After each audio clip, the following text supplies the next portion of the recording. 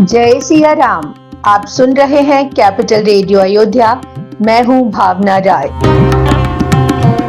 और मैं हूं वात्सल्य राय। सभी सुनने वालों को जय सिया राम। कैपिटल रेडियो अयोध्या में आप लगातार सुन रहे हैं रामायण की कहानियां। रामायण का अर्थ है राम का यन, यानी भगवान श्री राम की यात्रा। ये वो यात्रा पथ है जिस पर बढ़ते हुए राजकुमार राम मर्यादा पुरुषोत्तम भगवान हो गए। पिछले एपिसोड में हमने आपको सुनाया कि कैसे हनुमान जी और विभीषण जी की भेंट हुई। हनुमान जी ने विभीषण जी से कहा कि वो मां जानकी के दर्शन करना चाहते हैं। अगर आपने वो एपिसोड नहीं सुना है तो हम उसका लिंक डिस्क्रिप्शन बॉक्स में साझा कर रहे हैं। और अब आगे की कथा। जुगुत विभीषण सकल सुनाई, चले पवन सुत विदा कराई, करि सोई रूप गयो पुनि तहवा, बन असो सीता रह जहवा। विभीषण जी ने हनुमान जी को वो सभी तरीके बता दिए जिनसे वो सीता माता के दर्शन कर सकें। विभीषण जी से विदा लेकर हनुमान जी आगे बढ़े। हनुमान जी अशोक वाटिका पहुंचे जहां मां सीता थी। देखी मनहि महु कीन प्रणामा, बैठी ही बीत जात निसि जामा, कृषि तनु शीस जटा एक बेनी, जपति हृदय रघुपति गुण श्रेणी। मां सीता के दर्शन करते ही हनुमान जी ने उन्हें मन ही मन प्रणाम किया।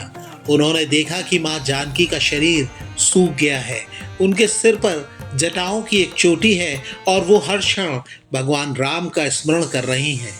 निज पद नयन दिए मन, राम पद कमल लीन, परम दुखी भा पवन सुत, देख जानकी दीन। मां सीता की नजरें नीचे की ओर हैं। वो लगातार भगवान का स्मरण कर रही हैं।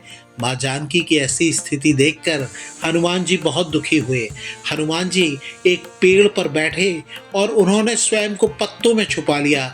वो सोचने लगे कि आगे क्या करें। तेई अवसर रावण तहाँ आवा, उसी समय रावण वहां आया। उसके साथ मंदोदरी और दूसरी स्त्रियां भी थीं। बहुविधि खल सीता ही समुझावा, साम दान भय भेद दिखावा। रावण सीता जी को समझाने लगा।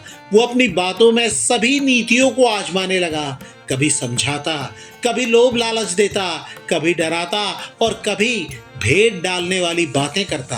कह रावण सुन सुमुख सयानी, मंदोदरी आदि सब रानी, तब अनुचरी करऊं पन मोरा, एक बार बिलोक मोरा। मां सीता से रावण ने कहा, हे सुंदर मुख वाली सीता, आप तो सयानी हैं, एक बार मेरी ओर देख लो। ये मेरा प्रण है कि मंदोदरी और दूसरी सभी रानियों को मैं आपकी दासी बना दूंगा।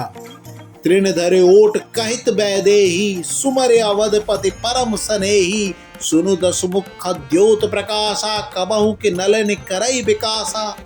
मां सीता ने मन ही मन भगवान राम का स्मरण किया, तिनके की ओट की और बोली, तुम तो हो ही क्या जुगनू के प्रकाश से कमलनी कभी खिल सकती है।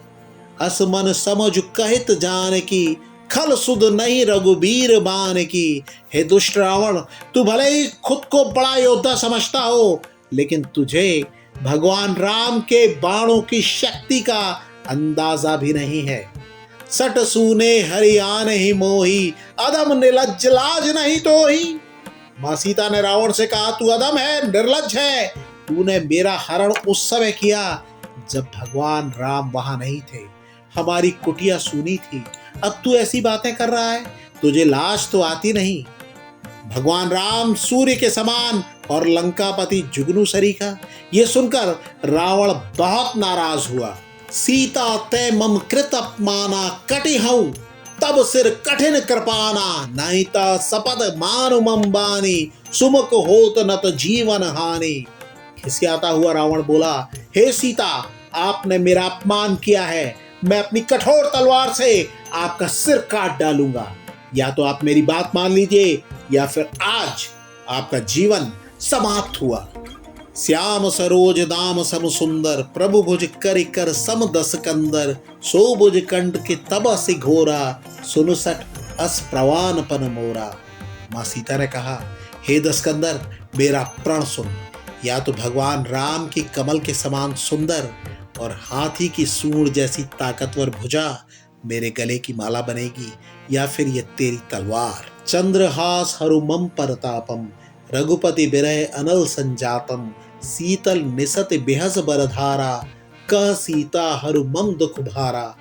माता सीता ने रावण की तलवार से कहा, तुम तो शीतल और तेज धार वाली हो, तुम ही भगवान राम के विरह की अग्नि को शांत कर दो, मेरा सिर काट दो और मेरे दुखों का अंत कर दो। सीता जी की बातें सुनकर रावण उन्हें मारने दौड़ा, लेकिन मंदोदरी ने उसे समझाया।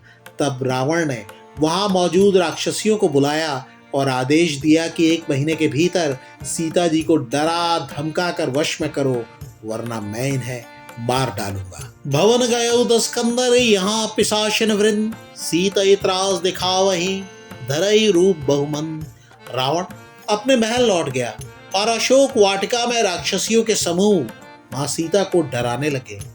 त्रिजटा नाम राक्षसी एका, राम चरण रति निपुण विवेका, सबनो बोल सुनाए सपना, सीता से करो हित अपना। उन राक्षसियों में एक भगवान राम की भक्त थी, उनका नाम था कृष्णा। उन्होंने बाकी राक्षसियों को शांत करते हुए कहा कि मैंने एक भयानक सपना देखा है और मैं कहती हूँ कि आपका भला इसी में है कि सीता जी की सेवा कीजिए। कृष्णा ने बताया कि उन्होंने सपने में देखा कि एक महाबली बंदर ने पूरी लंका जला दी है। रावण गधे पर सवार होकर दक्षिण दिशा की ओर जा रहा है। विभीषण लंका के राजा बन गए हैं और सब ओर भगवान राम की जय जयकार हो रही है।